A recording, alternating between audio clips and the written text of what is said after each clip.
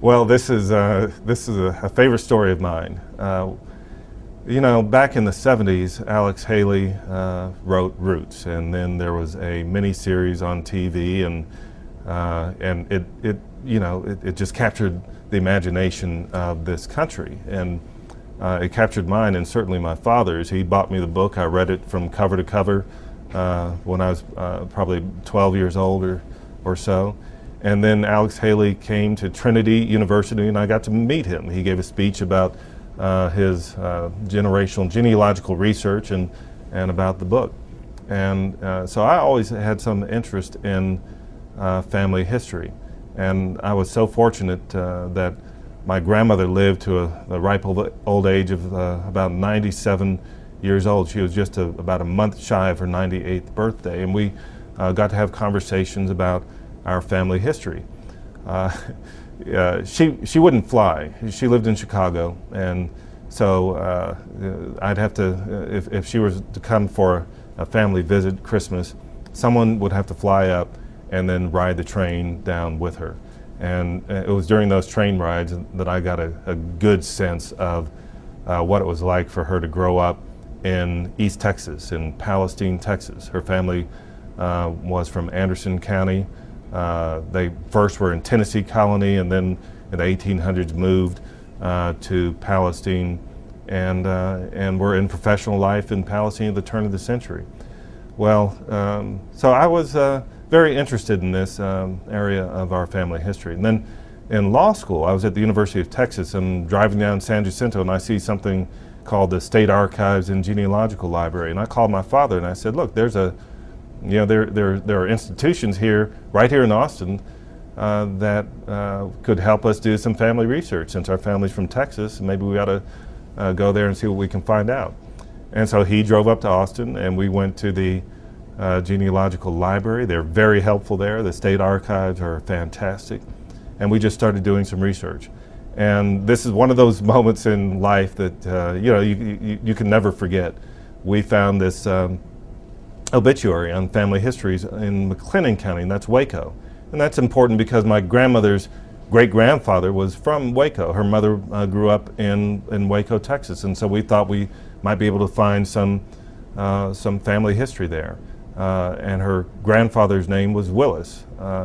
And so we opened the book to McLennan County obituaries, and we actually found the name Shedrick Willis, and that was her great-grandfather, Shedrick Willis. And it said, Shedrick Willis, old, well-known Negro, dies at age 86 in 1903. And as you're reading down, it says that he was a city councilman, served on the Waco City Council right after the war. And you read another line, and it says he was owned by Judge Nicholas W. Battle before the war. And so this was the first time that we knew that there was slavery in our family history. And it strikes me as ironic that we learn it during a break, that I have from studying property, because he was a piece of property before the Civil War, and contracts, because he could be bought and sold. So Shedrick Willis was private property before the Civil War, but afterwards a public servant. And in my mind, that transition is just, it's hard to even imagine what he felt and what was going through his mind as he was presiding over lawmaking in McLennan County and making laws. In fact, as I told this story when I was president of the San Antonio Bar Association, I wrote about it. Someone sent the article I wrote to the city attorney in Waco, and he on his own, he's a friend of mine, I didn't know he was doing this. Arthur Pertile was then the city attorney. He did some research on his own, and he found the minutes where Shedrick Willis had signed in as mayor pro tem. So, in a period of just about 5 years, to go from being a piece of property to being, in effect, mayor of the city of Waco, that shows you what what our Constitution now permits and has permitted after the Civil War, that someone like me, like the descendant of a slave, can become Chief Justice of the state of Texas. It's, to me, a remarkable story. But there's another part of that story that is equally astounding, and that has to do with this judge, Judge Battle. He had been a district attorney in Waco, and then he actually fought in the Civil War.